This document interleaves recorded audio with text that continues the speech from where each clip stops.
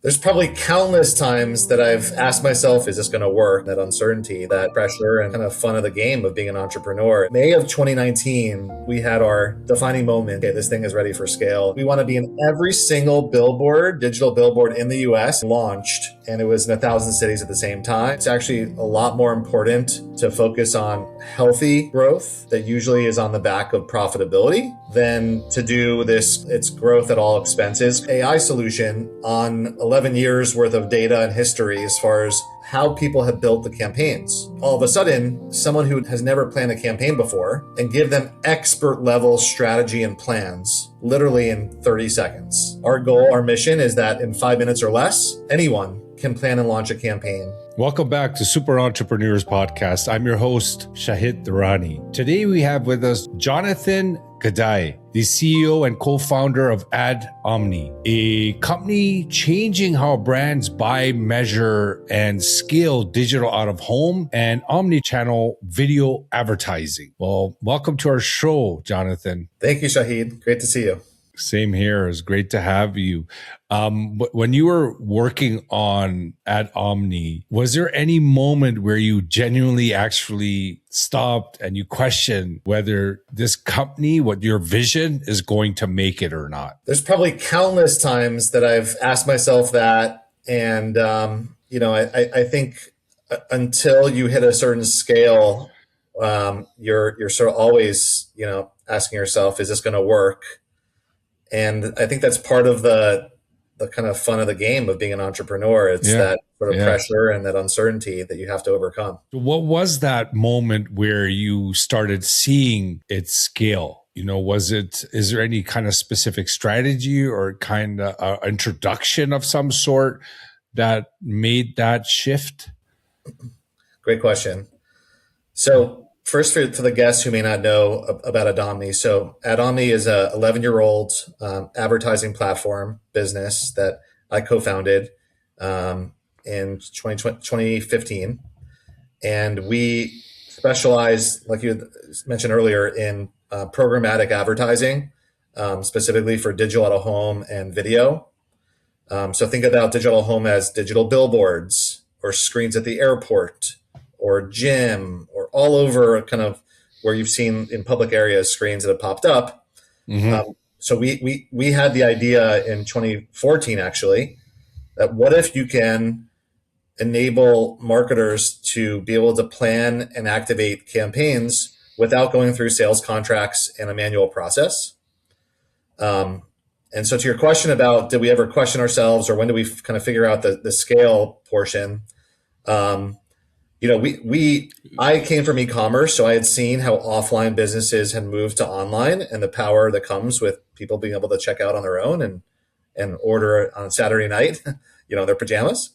But I also, there's also an unknown as far as how quickly different customer bases end up adopting new ways of doing things. And so for us, from 2015 until 2019, a lot of our entrepreneurial journey was rolling out technology and then testing it with different advertisers in Las Vegas, which is where we're based, and learning sort of what clients wanted and what are the features and functionality that was necessary for them to move from either not buying digital out of home at all or buying it the old way, which is manual salespeople and contracts and all that. And it was May of 2019, Shahid, that we had our sort of defining moment as a company that we said, okay, this thing is ready for scale and is at scale.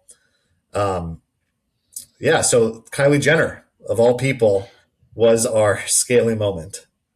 What was it? Sorry? So Kylie Jenner was the breakout campaign for us, where one of our investors, I don't know if you've traveled through airports that have the Kylie Jenner vending machines. I haven't seen it, no. No? Okay. Well, in like Las Vegas airport and New York and a variety of different airports, Kylie Jenner's like makeup, so lipstick and beauty products.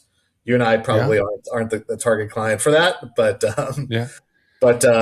he had one of our investors had just done a deal with Kylie, and they were announcing this new brand, and they asked us, can we put this Kylie, it was called Kylie Oh, Skin, on every single perfect. digital billboard. Yeah, Yeah, that that was was that was the perfect. That idea. was the scaling moment then. That was a scaling moment where they said we want to be in every single billboard, digital billboard in the US at the same time to announce this product launch. Um, and at the time, we had done some campaigns regionally and a few in multiple cities around the country, but had not yet done anything like that. So we ended up talking to them on a Friday afternoon, and literally Wednesday morning, the campaign launched, Love it. and and it was in 1,000 cities at the same time, and that really kind of put us on the map as Oh, far as having a good. scaled solution. Awesome, Jonathan. That's great. So, when it comes to out of home advertising, I would assume it used to be not trackable. I'm not sure with probably now, obviously, what you're doing with AI and everything is probably trackable. But was there any? Was there anything that caused you when you were launching or creating this product to provide really exact insights when it comes to tracking where they're spending the money, how the outcomes are with out of home advertising comparable to any other formats such as paid ads on Meta, for example? Sure. So my background was in e-commerce, so I did a lot of digital media buying for our company in the past. So that was Google, and then Facebook originally, and then of course Instagram and mobile ads. But we hadn't really done digital billboards or digital out of home as a channel, um, Uh-huh.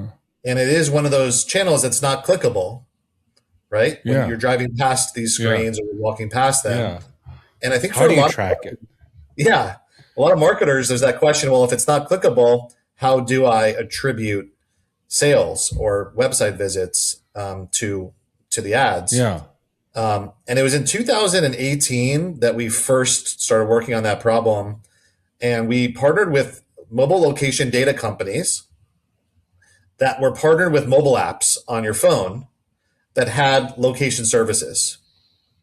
And so think about like your weather app or maybe food delivery, where they need to know pretty specifically where you're located. Geofencing, I guess, Exactly. right? Yeah, Yeah. exactly. So we worked with at the time it was called Place IQ. Now we work with a different company, but the idea was for every one of these billboards or other digital out of home placements, create a fence around it, and then partnering with the mobile location data company, they understand the mobile device IDs that traveled within that fence to then understand sort of Ah, the audience exposed to these placements. And that was 7, 8 years ago that we first started building that. And so, there have been changes over the years with privacy, with Google, and Apple yeah, really tightening the way location services works and the opt-in, yeah, opt-out sort of nature to it. Um, but that is really the way that we're able to get it done right. Today it's exposed mobile device IDs, and then being yeah. able to match those mobile device IDs to a household, and Hmm. then understand that household, whether it's your laptop or it's your another person who lives with you, their phone or your television, whatever the other screens are in the house, we can connect the dots to really be able to measure what did people do after they saw one of your digital home ads. Mm. So we can. So it's not absolutely trackable though, right? Out of the home, it's not accurate, I would say. Yeah, no, it is accurate in that those are Yeah. real devices that traveled past real screens. Um, Okay. what there's a company, I don't know if you've heard of them, called LiveRamp, that Yeah. has hundreds of over 100 million households, where you're talking about hundreds of millions of devices, whether it's phones, TVs, laptops. Um, and so LiveRamp can actually understand, you know, whether an exposed mobile device ID ended up going to a household that then visited a website or downloaded a mobile app. And so we can connect, and we were working with major Okay, clients I today get it. to connect Yeah, that you're obviously not connect the clicking on dots. the billboard, but you're later visiting the website or going to a mobile app. Yeah. And that's how you Okay. connect the outcomes from the exposed ads. Okay, that makes sense. So Yeah. are you going to stick with that third party, or are you developing something for on your own? And is there, you know, would you consider doing it on your own, or you're happy to use third party? Our thought process is that for the integrity of what we're doing, which is, selling Yes. impressions and driving outcomes for marketers, we Yeah. want to ensure that we're not grading our own homework or Yes. influencing the data inputs, or even some of the Oh, outputs good. that are going there. Good. So that's one of our Yeah. just kind of business Okay, priorities, good. that we stay that way. So we will always have third party data measurement companies that Good. are we're working with, but what we're really Mhm. excited about is the actual experience itself becoming a lot more frictionless, like a lot easier for you Mhm. to plan and launch a campaign. And so that's where a lot of our energy is going as far as innovation these days. Mhm. To simplify that process. Exactly, exactly. And Yeah. we have a tool So called Gene AI that we're putting a lot of yeah, I emphasis on. noticed that. Yeah, It's the AI agent, right? exactly. Yeah. So when you were pitching, am I pronouncing it correctly? AdOmni? AdOmni? Yes. Okay. So when you're pitching AdOmni in the beginning, was there a specific objection that you kept hearing in the beginning? Yeah, it's a great question. So there were different kinds of objections depending upon who you were speaking with. When it comes to advertising, over the years, it's been broken into like these very specific buckets, and then you have specialists that operate within the bucket. So if you think about out of home advertising, so there's some planners and buyers who purchase out of home exclusively. Some of the objections that they had were, well, I want this specific billboard at this specific time for this specific time amount of time. And so they were so conditioned to thinking about renting time on a billboard or a screen that they couldn't So think about impressions and audience and how your ad moves that was around. more, it was more like a traditional thought pattern behind it, right? That, okay, I see that billboard. Back in the day, you would call the number under the billboard and advertise on it. Exactly. So they were conditioned Yeah. by the old way, which Yeah. is you're renting Hmm. very specific locations for some amount of Yeah. time. With Hmm. our way, we're actually spreading your budget and your ads across many different screens based upon the flow of audiences in front of those screens at different times of day. And so some of the objections were like, well, I went to the billboard and I didn't see it play. And it was because our ads, technology was at that time playing it somewhere else. And so there was the objection of, well, like if I'm going to invest, I want to make sure I can see it. And we've Yeah. created some solutions where you can control that better if that's really important to you. But it's less about real estate and location and more about audience and outcomes. Hmm. So that was one set of objections from the traditional folks. And then from the digital Yeah. folks who are used to buying Meta and Google, Hmm. there was, like we were talking about earlier, well, how do I measure the impact? Yeah. And so we really had to build out this data targeting and measurement solution to kind of satisfy them to be comfortable, shifting some of their budget Yeah. away. Okay. Wonderful. That's great. So you covered both angles because, I always like to know the objections may, at times sparks something in another entrepreneur maybe watching or listening to this in their journey because, these objections have power, right? Because these objections actually led you to bring in a third party that is more accurate than anybody saying, hey, you're using your own system, how do we know this is true? And those aspects mean so much in a startup, right? Especially for the customers. 100%. Yeah. I mean, when it comes to entrepreneurship, there's what you think you are building and would create a lot of value. And then there's the reality of what your clients actually say and think after they experience your product or your service. And a lot of times there's a big gap between those things, which is why it's really important. And I tell this to our product and software team all the time, that we want to ship features earlier and recognize that even if they're not perfect, they have flaws, there's issues with them, that the ability to start getting the feedback from your customers and let them shape the product roadmap is something that I didn't learn until later in the AdOmni sort of journey. We were building what we wanted to build and what we thought was great, versus actually, pivoting a lot of ways to where the market wants to take these ideas. And sometimes also you have to recognize that those objections aren't necessarily objections. Those are just future solutions that you need to provide, on your roadmap. So, yeah. It's like a feature list. Exactly.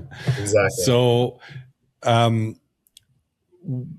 was there anything specific that you learned about growth when you were actually scaling AdOmni,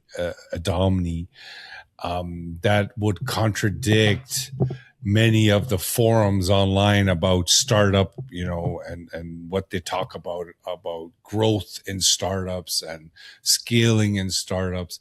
Was there something in your own experience that kind of contradicts that?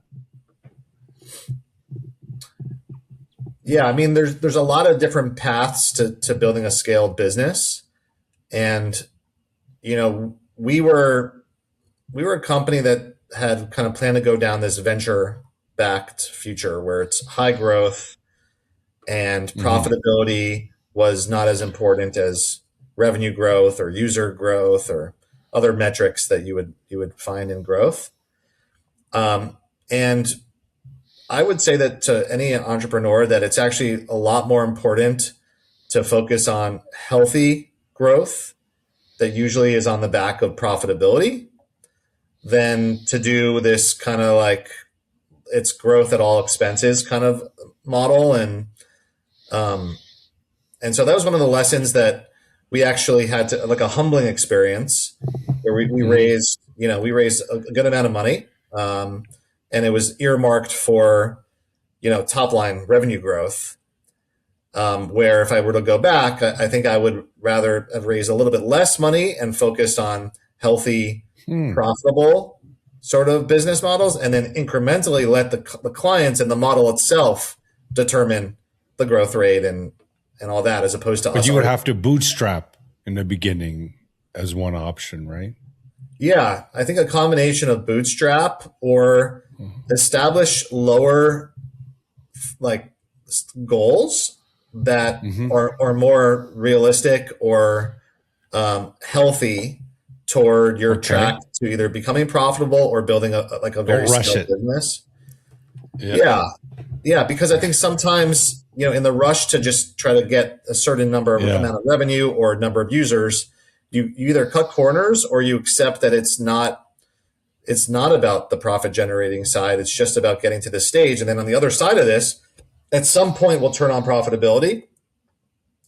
And I think that was something that we learned, and we shifted to really step back and a little slower might be better, but raising the money that we need for the stage we're in, as opposed to this kind of like go for the home run super fast. That rarely happens. Yeah. No, that's a great point, Jonathan. Now, obviously, you must have dabbled in AI since you started this business and this founded this company. You're utilizing AI. Are there any Can you share maybe three practical ways you have actually seen AI create real momentum in your business that could help someone out there? Absolutely. So I've been playing with, mostly ChatGPT since it became like, since they had Yeah. APIs. So from a product perspective, from a business perspective, we've been building with ChatGPT and around it. And then recently also a lot with Gemini and Claude. And I consider myself both an enthusiast and also someone who's recognized the importance from a business perspective. So, from a business perspective, we realize that a lot of planning and activating advertising campaigns is this sort of series of decisions that are made, and that if you break it down into like different chunks, so there's your strategy, there's the inventory, the campaign plan, there's your creative. Like those are the three kind of main elements that go into it. AI is one of those technologies that intelligent, right? It's the I and the intelligent, where we trained our AI solution on 11 years worth of data and history as far as how people have built the campaigns. And so it all of a sudden was able to take someone who has never planned a campaign before and give them expert level strategy and plans literally in 30 seconds. That historically you would either hire an agency or you would, build up a knowledge with experience over many, many campaigns. And so AI is really good at taking in historical data, synthesizing it, and then following instructions on how to execute some sort of action that So you it's do. helped people with your clients, with their return on investment. Yes. And so I'm giving you that example because we started with, well, what is the hardest part of advertising? It's deciding where you should advertise and what the campaign should look like. And so with our platform, we started with that, solving that problem. And so that was us training, LLMs with, they call it RAG. So it's a custom version of ChatGPT or Gemini or Claude that is basically retrieving information from your own self-learning information system. Yeah. There can be self-learning, but it's more just a customized, because if you think about like ChatGPT, it's built on all of this historical training data that it had, but that training data didn't include how to properly decide which screens are optimal for a specific type of audience and when to advertise. Like it just doesn't have that. You have that data. We do. So it's a customized version of it. So that's for us on the business side, where our goal, our mission is that in 5 minutes or less, anyone can plan and launch a campaign on our platform. Amazing. With expert level. That's perfect. So that's one example. You said three. So within our business, we've started rolling out different workflows that include AI. So this one might resonate with some of your listeners who have like a sales organization. Like the most important thing that, in my opinion, differentiates a good salesperson from a not good salesperson is, did they do their homework to understand who you're meeting with and what is the background and what might be their thought process on, your offering or their needs. So research, right? Research is critical, in my opinion, to make sure that you have a valuable conversation when you actually have the attention of someone. And so we built a custom agent that as soon as a meeting invite is added into a calendar, whether it's Gmail, G Suite, or Outlook, that it then does research on those people so that the sales rep can see, okay, here's how long they worked at this agency or brand. They have a report. Focus. Exactly. A short little report. And then it also gives them some good questions that you can ask based upon, hey, I saw your competitor just recently did these things in market. How are you thinking about, that? And so some very, very smart questions so that In sales, it's all about having obviously the other side do most of the talking so that you can understand their needs. They figure it out for themselves. Exactly. So that was a pretty cool thing that our sales team has loved and our client success team has loved because it makes them smarter. And then what we're also working on as a third is N8N is a really awesome sort of agent building platform. And so we're looking at all the things we do every day and saying, how can we remove some of the monotonous manual work and instead use agents to kind of replace that and let humans focus on the creative, more high value stuff. And so, for example, we have a meeting with a client and we use like Read AI as our meeting notes taking AI solution. As soon as that ends, we summarize the meeting. And then we take that summary and we put it automatically into the CRM system as a record. So then now there's a historical notes, there's follow-ups, where instead of like a human having to type up the notes, go to the CRM, click on a few things, attach it, like the AI agent, it's just there. It just exists and people are notified. So those are the three ways. I mean, there's more, but I'm so excited about AI getting rid of all the manual work and focused on kind of the fun stuff or the high value stuff. Are you only targeting in the US, obviously, not Canada, for example? We have screens in 50 countries. And Canada is one of our bigger markets that we have clients today activating campaigns in Canada as well. Well, that's great. Well, it was great talking to you, Jonathan. Thank you for sharing your time, your energy, and your wisdom. Hopefully we added some value in someone's life out there, that is looking to scale their startup or even launch one. So you definitely motivate everybody and inspire by giving your time to these podcasts. So appreciate you for that. Thank you. We've all either started a business or are trying to figure out how to optimize one. And so I'm learning as I go as well.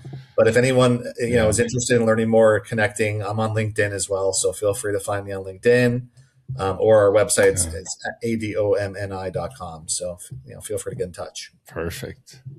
Awesome, Jonathan. Thank you. All right. Thanks, Shahid. Take care.